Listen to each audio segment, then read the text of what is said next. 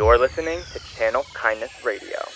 Welcome to Channel Kindness Radio. This is Taylor Parker, Program Associate for Born This Way Foundation. My pronouns are they, them, theirs, and today I am joined by Jake Sidwell. Jake, I like to start all of these by letting my guests introduce themselves and establish who and how they are in this moment. So why don't you tell me, who is Jake Sidwell? Sure. I'm Jake Sidwell. I like to think of myself first as, I guess, an artist. That's kind of how that's the lens through which I view the world. Everything kind of filters through that. I'm also a disabled composer, recently disabled within the last 5 years. That's basically how I view myself and how I'd like others to consider me.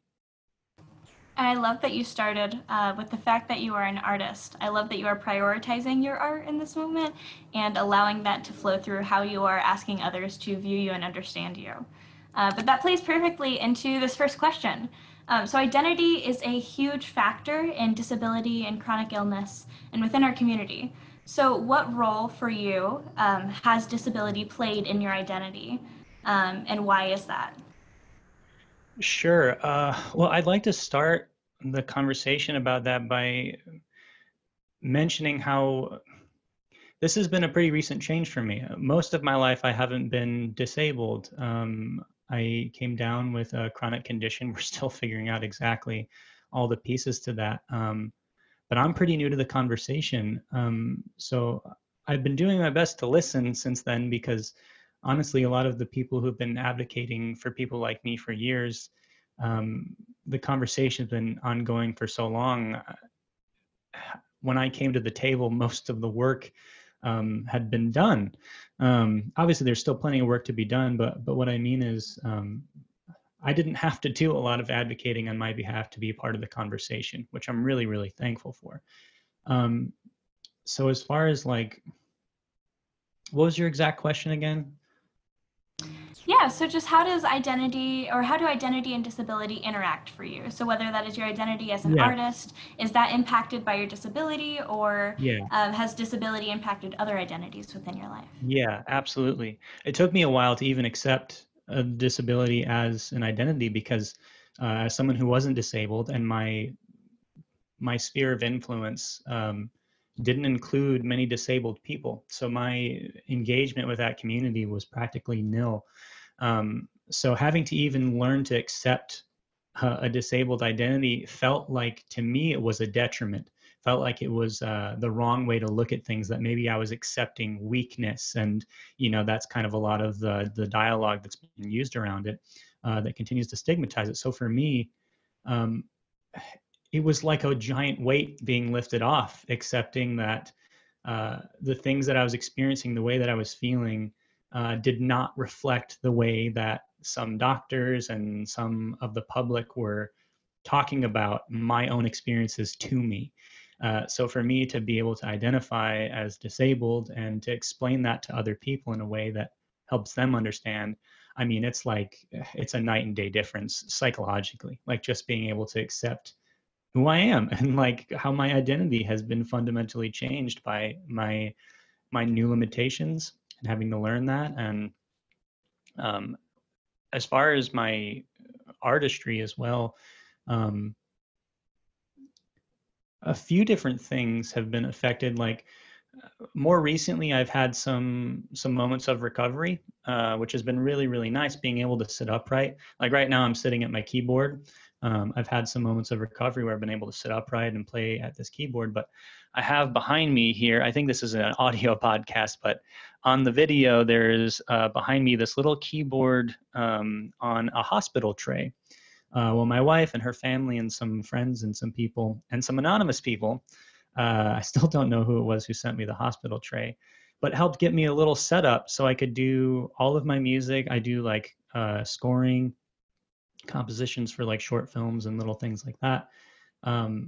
So I could just do it from bed, completely prone. And it was an absolute life changer, especially in that moment where I hadn't been playing music for months and months and months, which the first thing I mentioned was that I like to see myself first and foremost as an artist. And so it was really heartbreaking to feel like I couldn't do that And for people to open up that accessibility to me was like, it was an absolute dream. Yeah, I couldn't be more thankful for that.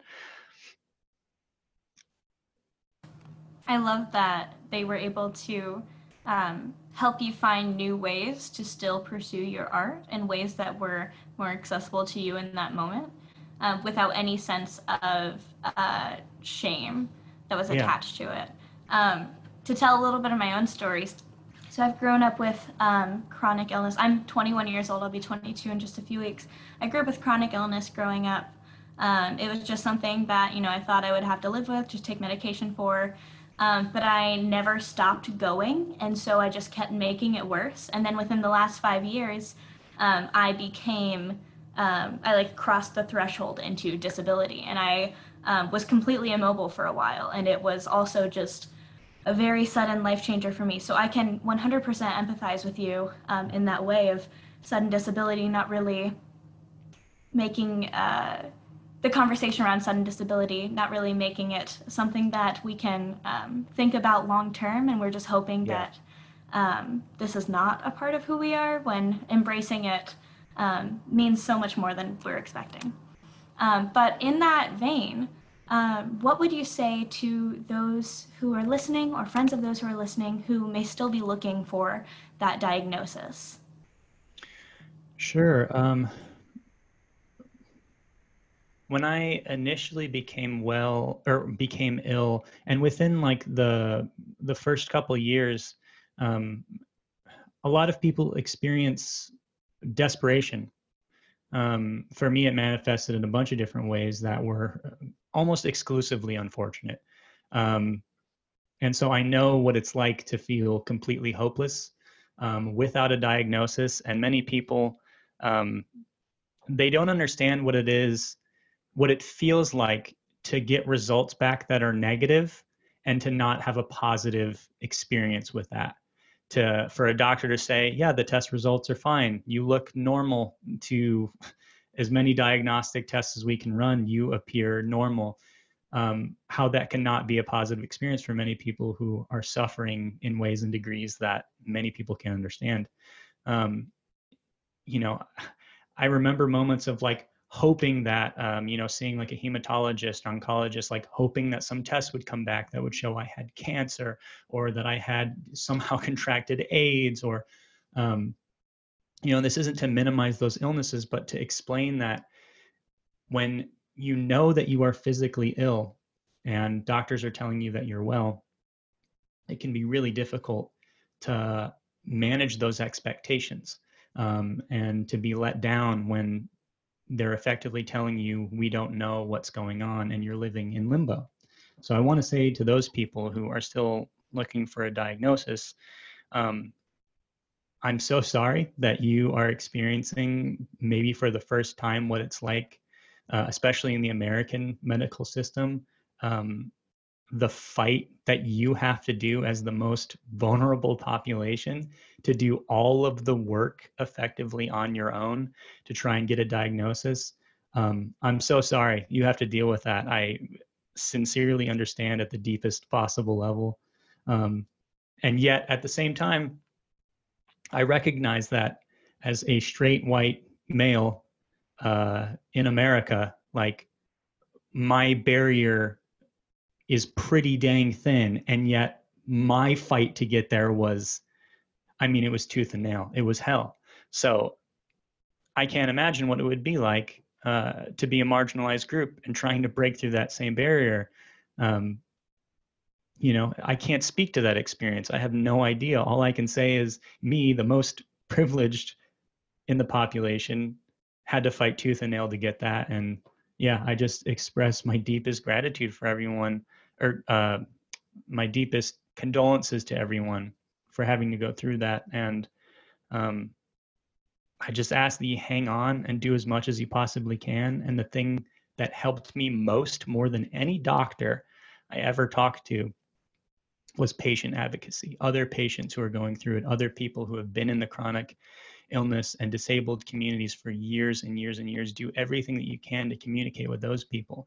My first diagnosis that I got, that has me upright right now, speaking and able to breathe again kept me out of the ER now for over a year, where I was having multiple ER visits every month, were patients. It came from patient advocacy, other patients who collectively now we live in a time where we've created this web of all of these people who have information. I'm not talking about just Googling your symptoms.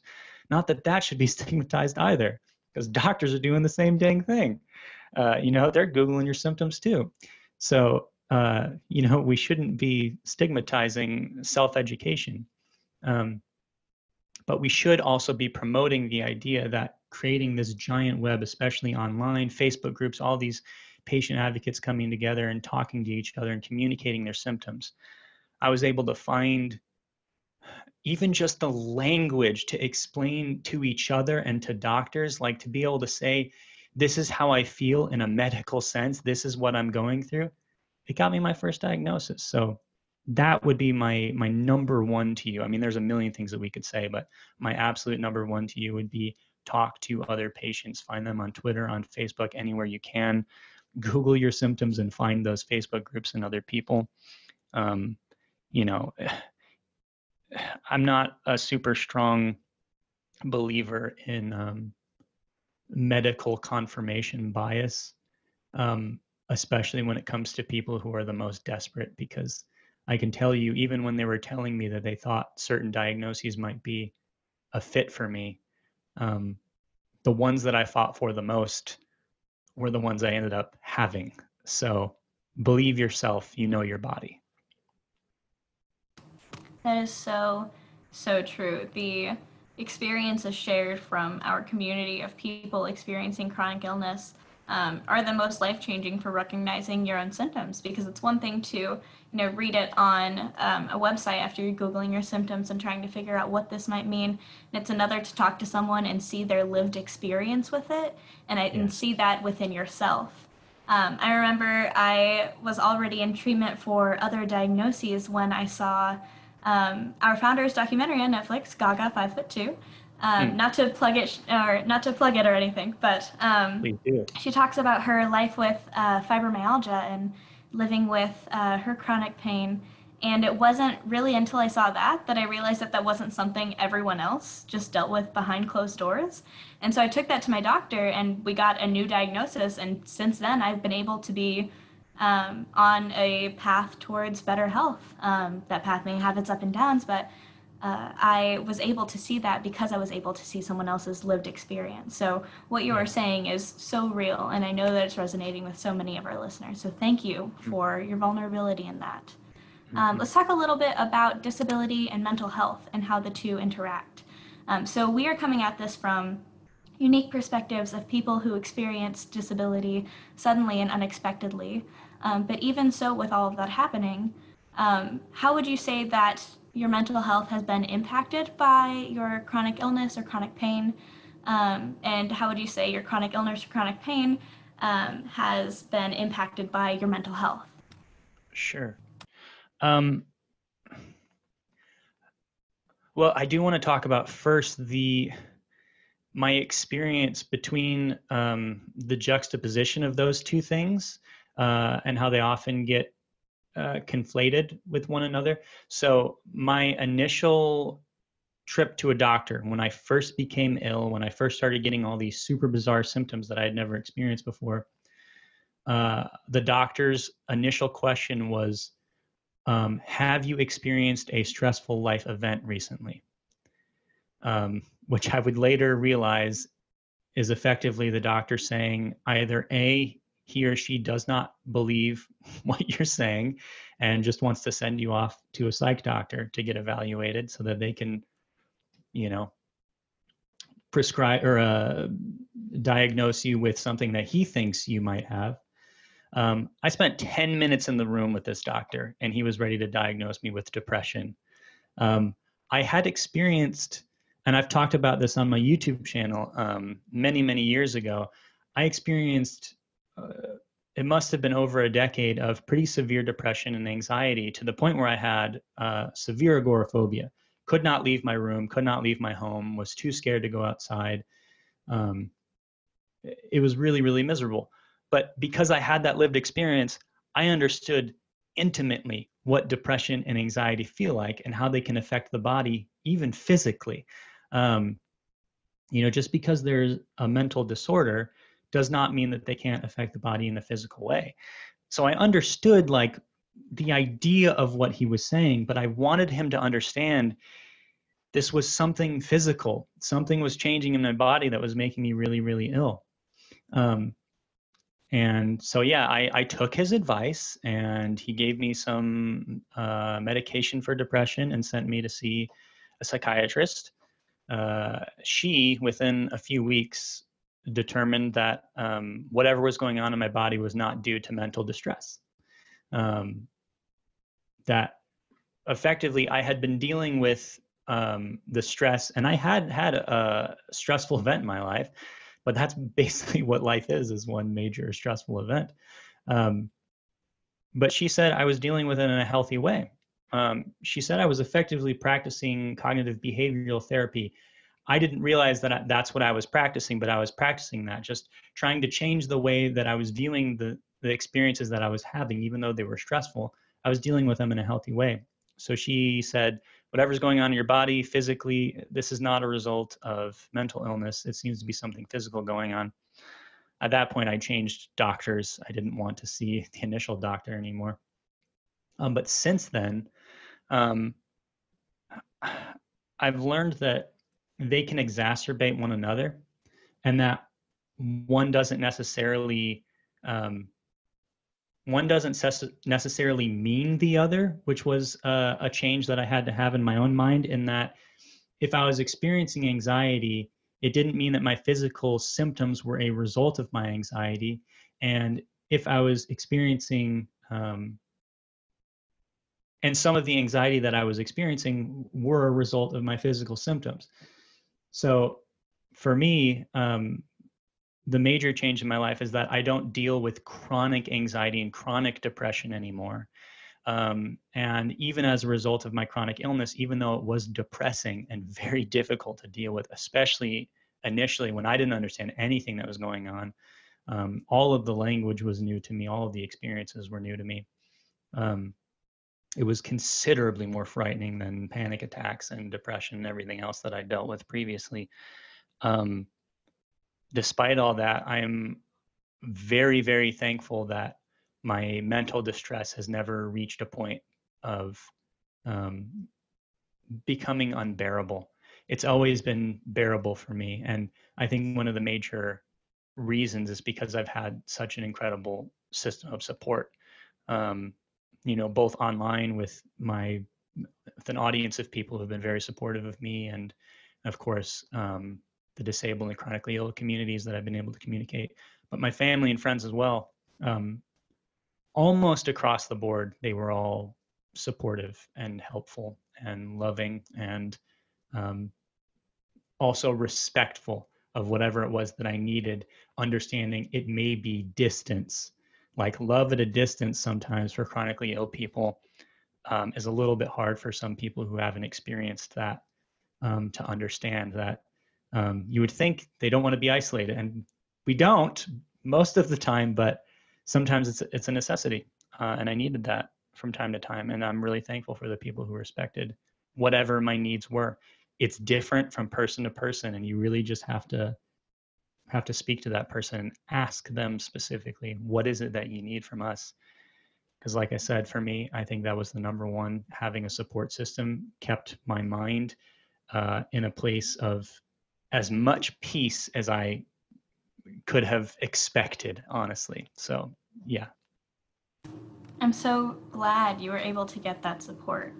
That is truly wonderful, and I'm so, so, so happy for you in that aspect. And I'm really happy that you brought up loving people with chronic illness at a distance, especially right now in the time of this pandemic. There are so many people that don't, that may not understand or have the knowledge that this is affecting people with chronic illness in such different ways. And it doesn't mean that we don't want to spend time with people. We definitely do, but we need to prioritize our health and wellness in this way. How would you say we as a people, not just as the disabled community, but all of us on this world, how would you say that we can support each other while also protecting and prioritizing our own wellness without any kind of emotional hindrance? So, whether that is guilt or shame, what would be your recommendation for people who are trying to figure this out? To like non-disabled people, or what do you mean specifically, so that I make For sure I'm addressing? Yeah, so it can be for non-disabled people, for disabled, for both, or any just blanket messages that you think apply to everyone.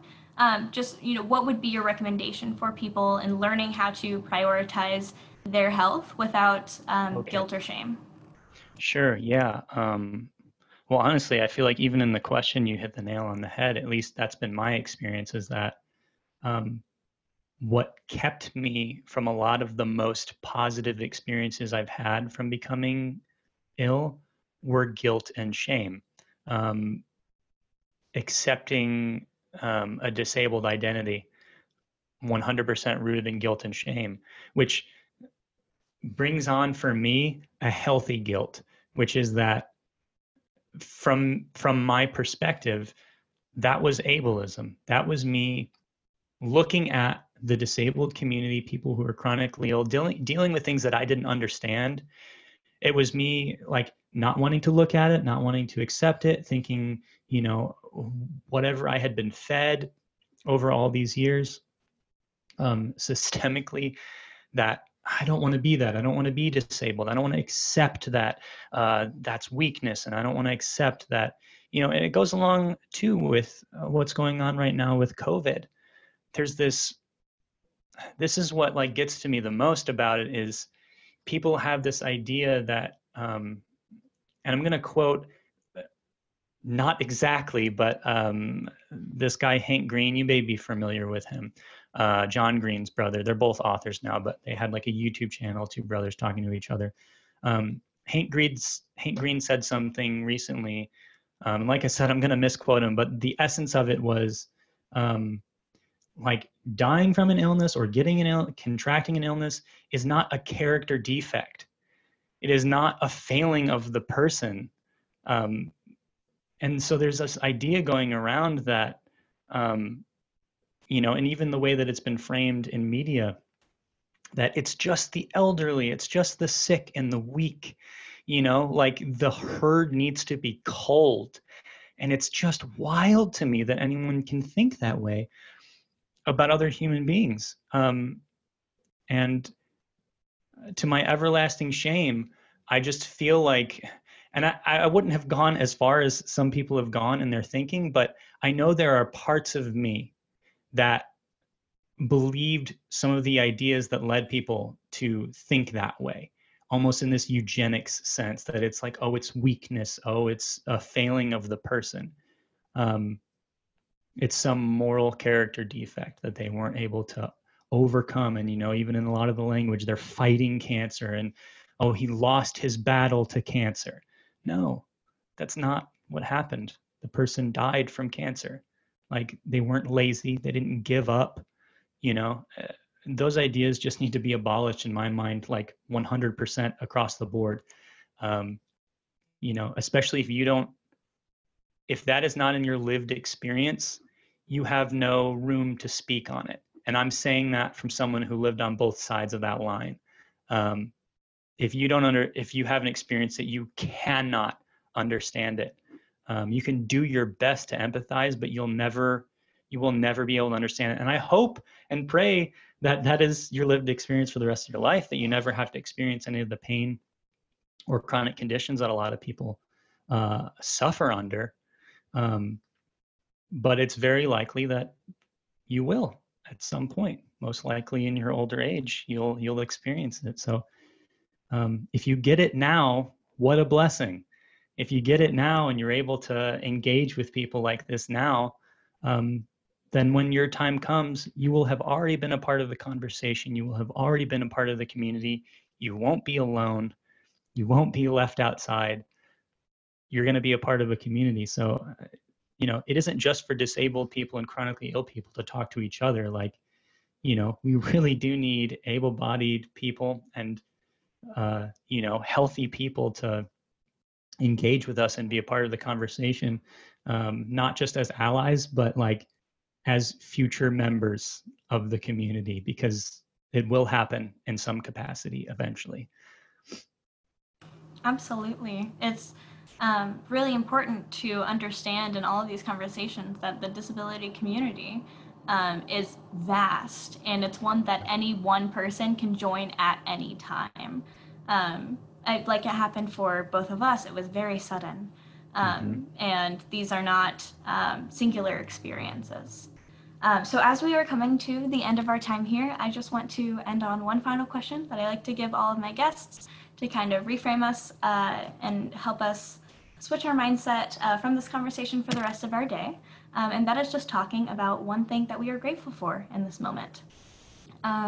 If you want time to think, I can go first. Yeah. For me, I am grateful that I was able to eat breakfast today. Sometimes that makes me a little bit sick, but today I was able to eat breakfast and it felt great. And so I'm very, very happy for that. What about you? Oh, yeah. Well, first of all, that's great to hear.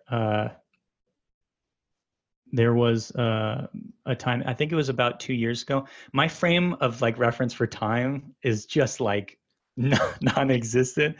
Brain fog's like a major for me. So like, but I think it was about 2 years ago when I was experiencing what you're talking about, which is like just not being able to eat and stuff. And I remember tweeting about it and talking to some other people who were experiencing it, and like the joy that people would experience when you have something taken away and when you're able to get it back, even in like just a modicum of how much joy it brings you. It was really, really refreshing to read that from a lot of people who had been experiencing the same thing, and seeing some relief. So I'm really glad to hear that. For me, I have so much to be thankful for. It's like really difficult to even pick something because I'm coming from like a tremendous place of privilege. Like I worked with my friend Olin Rogers for many years. Some people may be familiar with him. We did a bunch of videos on YouTube, a bunch of goofy, weird stuff together. That was just fun. Shouted a bunch of nonsense in the woods, for hours and hours. He provided me with a job. I mean, I know that I earned it from working really hard together with him, but I just want to like publicly thank him again, for providing me a job when I became ill, knowing that like I was not in a stable physical position, and still allowed me to score music for his first TV show that he got greenlit. That was a really big deal for me then. And now, looking back on it from a perspective where I can understand how much of a privilege it is to have worked remotely as a disabled composer. I don't know another disabled composer who had that opportunity. I've been looking and asking and trying to find someone, trying to build like a core community of people who've had that same experience. And I'm really struggling to find somebody. And now looking at COVID and the way that is, like, I'm just so thankful to him and to TBS and Shadow Machine for allowing me to do that. And then when I became too ill to do that, they allowed me to be a music consultant on season 2. And then when couldn't do that anymore, then they were like, hey, do you think that you could do some punch-up writing for season 3? Like, the fact that I've been able to work through this pandemic, like, I just have so much to be thankful for. And like, I'm struggling with the shame and guilt of the fact that I even have those opportunities, but I'm trying to, just accept that I'm thankful for them. So I'm just going to stick with that like, I know that I have a lot of opportunities that many other people don't have right now. And I'm really, really thankful for that, and for everybody who's supported me through it and helped me get there. It's just, I mean, it's a dream come true. So yeah. That story brings me so much joy to hear that your community has supported you so strongly through all of this. So thank you so much for sharing that. And thank you all for listening to this episode of Channel Kindness Radio. For more content like this, you can find it on channelkindness.org. You're listening to Channel Kindness Radio.